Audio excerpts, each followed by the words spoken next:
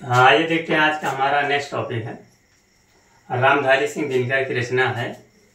इसका नाम है कि ईर्ष्या तू ना गई मेरे मन से, यानी कि इसका नाम है ईर्ष्या तू ना गई मेरे मन से। ठीक है, तो इसमें हम देखते हैं बताया गया कि ईर्ष्या का यह अनोखा वरदान, यानी कि ईर्ष्या मीन्स होता है, ईर्ष्या जो होती है, बताया गया कि ईर्ष्या का यह अनोखा वरदान है कि जिस मनुष्य के हृदय में ये घर बना लेती है, यानी कि ईर्ष्या का यही अनोखा वरदान है कि जिस मनुष्य के हृदय में ये घर बना लेती है वह उन चीज़ों से आनंद नहीं उठाता जो उसके पास मौजूद है। यानी कहने का तात्पर्य है, यहाँ पर रामधारी सिंह दिनकर कह रहे हैं कि ईर्ष्या एक ऐसी चीज़ है कि ये जिस इंसान के अंदर घर बना लेती है वो इंसान उन चीज़ों से आनंद नहीं उठा पाता जो चीज़ें या जो वस्तुएं उस इंसान के पास हैं। ठीक है, बल्कि उन वस्तुओं से दुख उठाता है या उन वस्तुओं से वो परेशानी उठाता है जो दूसरों के पास हैं। ठीक है, आगे बताया गया कि वह अपनी तुलना दूसरों के साथ करता है और इस तुलना में अपने पक्ष के सभी अभाव, यानी कि वो अपनी तुलना दूसरे के साथ करता है और इस तुलना में अपने पक्ष के सभी अभाव उसके हृदय पर दंश मारते हैं। यानी कि ये देखता है कि जो दूसरे के पास है वो उसके पास नहीं है और यही चीज़ें उसके हृदय पर दंश मारते हैं। ठीक है, आगे बताया गया कि दंश के दाह को भोगना कोई अच्छी बात नहीं है, मगर ईर्ष्यालु मनुष्य या ईर्ष्यालु व्यक्ति करे भी तो और क्या करे।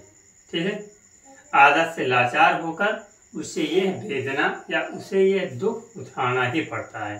ठीक है, आगे बताया गया कि अपने अभाव पर दिन रात सोचते सोचते वह सृष्टि की प्रक्रिया को भूलकर विनाश में लग जाता है।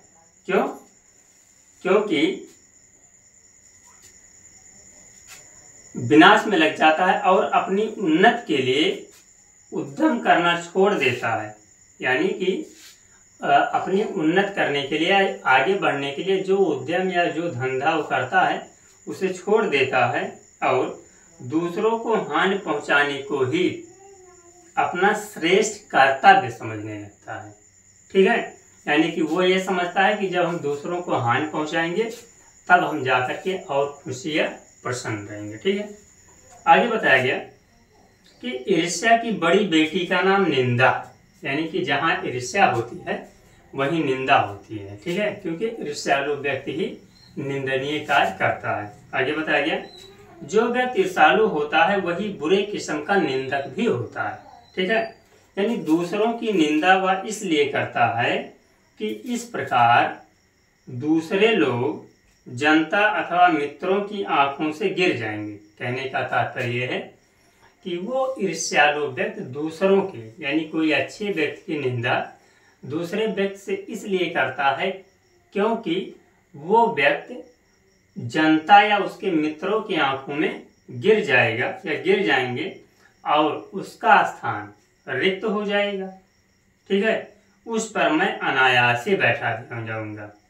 यानी कि अनायास ही बैठा दिया जाने का तात्पर्य है कि जब उस जगह पर कोई नहीं रहेगा, अर्थात वो अच्छा व्यक्ति भी नहीं रहेगा, तो क्या होगा, उस जगह पर हम ही बैठा दिए जाएंगे। ठीक है, आगे बताया गया कि मगर ऐसा आज तक हुआ है, यानी कहने का मतलब नहीं, कहने का तात्पर्य है कि मगर आज तक ऐसा हुआ नहीं है और ना आगे ऐसा होगा कि दूसरों को गिराने की कोशिश तो अपने को बढ़ाने की कोशिश नहीं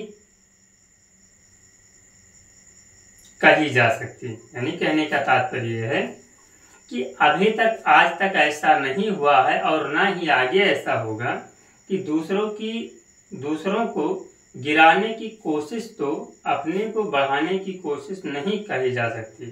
ठीक है, क्योंकि एक बात और है कि संसार में कोई भी मनुष्य, कहने का तात्पर्य है कि एक बात यह है कि कोई भी संसार में कोई भी मनुष्य निंदा से नहीं गिरता, बल्कि उसी के पतन का कारण उसके सद्गुणों का ह्रास होता है या उसके सद्गुणों का पतन होता है। ठीक है, आगे बताया गया इसी प्रकार कोई भी मनुष्य दूसरों की निंदा करने से अपनी उन्नति नहीं कर सकता। ठीक है, उन्नति तो उसकी तभी होगी जब वह अपने चरित्र को निर्मल बनाए और अपने अच्छे गुणों का विकास करे। ठीक है, आगे देखते हैं। आगे बताया गया कि ईर्ष्या का काम है जलाना, यानी ईर्ष्या का काम जो होता है वो होता है जलाना, मगर सबसे पहले वह उसी को जलाती है जिसके हृदय में या जिसके शरीर में उसका घर होता है। ठीक है, आगे बताया गया आप भी ऐसे बहुत से लोगों को जानते होंगे जो ईर्ष्या और द्वेष की साकार मूर्ति हैं और जो बराबर इस फिक्र में लगे रहते हैं कि कहाँ सुनने वाला मिले और अपने दिल का गुबार या अपने दिल का भड़ास निकालने का मौका मिले। ठीक है, आगे बताया गया, यानी कि यहाँ पर रामधारी सिंह दिनकर जी आगे कहते हैं कि चिंता को लोग चिता कहते हैं, यानी कि चिंता जो होती है उसे लोग चिता कहते हैं जिसे किसी प्रचंड चिंता ने पकड़ लिया हो। यानी कि बताया गया कि जिस व्यक्ति को किसी प्रचंड चिंता या किसी बड़ी चिंता ने पकड़ लिया हो उस बेचारे की जिंदगी खराब ही हो जाती है। ठीक है, यानी कि तिल तिलो घटता ही रहता है। आगे बताया किंतु ईर्ष्या शायद चिंता से भी बदतर चीज है। क्यों? क्योंकि वह मनुष्य के गुणों को ही, यानी कि वह जो है ईर्ष्या जो है वो मनुष्य के मौलिक गुणों को ही कुंठित कर देती है। ठीक है, इसलिए आगे बताया गया कि मृत्यु शायद फिर भी श्रेष्ठ है। किससे? ईर्ष्या से। ठीक है, आगे बताया गया कि चिंताग्ध व्यक्ति, यानी कि चिंता में डूबा हुआ व्यक्ति समाज की दया का पात्र है, किंतु ईर्ष्या से जला भुना आदमी जहर की एक चलती फिरती गठरी के समान है जो हर जगह वायु को दूषित करता रहता है। अर्थात वो जहां जाएगा वहीं पर भी अच्छे लोगों की बुराइयां करता रहेगा। ठीक है, आगे बताया गया, आगे महाकवि रामधारी सिंह दिनकर कहते हैं कि ईर्ष्या मनुष्य का चारित्रिक दोष नहीं है। ठीक है, यानी कि ईर्ष्या से ये साबित नहीं होता है कि इस मनुष्य का ये चारित्रिक दोष है, पर इससे मनुष्य के आनंद में बाधा पड़ती है। यानी कि ईर्ष्यालु व्यक्ति कभी भी अपने चीजों से या अपने वस्तुओं से खुश नहीं रहता। ठीक है, आगे देखते हैं। आप कहेंगे कि निंदा के बाण से अपने प्रतिद्वंदियों को बेध कर हंसने में एक आनंद है और ये आनंद ईर्ष्यालु व्यक्ति का सबसे बड़ा पुरस्कार होता है। ठीक है, मगर ये हंसी मनुष्य की नहीं राक्षस की होती है और ये आनंद भी मनुष्य का नहीं दैत्यों का होता है। ठीक है, आगे बताया गया कि ईर्ष्या का संबंध प्रतिद्वंदता से होता है, यानी कि ईर्ष्या का संबंध प्रतिद्वंदता या जिसे हम कहते हैं कंपटीशन से होता है। ठीक है, क्योंकि भिखमंगा करोड़पति से ईर्ष्या नहीं करता। यह एक ऐसी बात है जो ईर्ष्या के पक्ष में भी पड़ सकती है।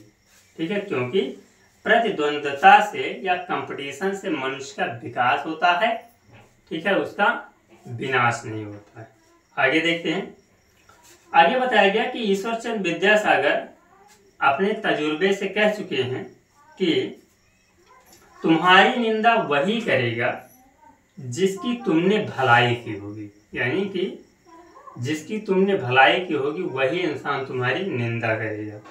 आगे बताया गया सारे अनुभवों को निचोड़कर नीत्शे एक लेखक है जो कहते हैं कि आदमी में जो गुण महान समझे जाते हैं उन्हीं के चलते लोग उनसे जलते भी। ठीक है, आगे बताया गया है कि यानी कि कवि आगे कहता है कि इससे तो ईर्ष्यालु लोगों से बचने का उपाय क्या है। यानी कहने का तात्पर्य है कि इसमें कब कहता है कि तो इससे ईर्ष्यालु लोगों के या ईर्ष्या वाले लोगों के बचने का उपाय क्या है, तो नीचे कहते हैं कि बाजार की मक्खियों को छोड़कर एकांत की ओर भागो। ठीक है, जो कुछ भी अमर तथा महान है उनकी रचना और निर्माण बाजार तथा सुयश से दूर रहकर एकांत में किया जा सकता है। ठीक है, आगे बताया गया, जो नए मूल्यों का निर्माण करने वाले हैं वह बाजारों में नहीं बसते। ठीक है, वह शोहरत के पास भी नहीं रहते। इसीलिए जहां बाजार की मक्खियां नहीं भिनकती या नहीं भिन भिनाती वहीं पर एकांत है। ठीक है, ये बताया गया है। तो ईर्ष्यालु व्यक्ति या ईर्ष्यालु लोगों से बचने का उपाय, यानी सीधा सा बताया गया है कि ईर्ष्यालु लोगों से बचने का उपाय यही है कि एकांत में जाकर के रहिए।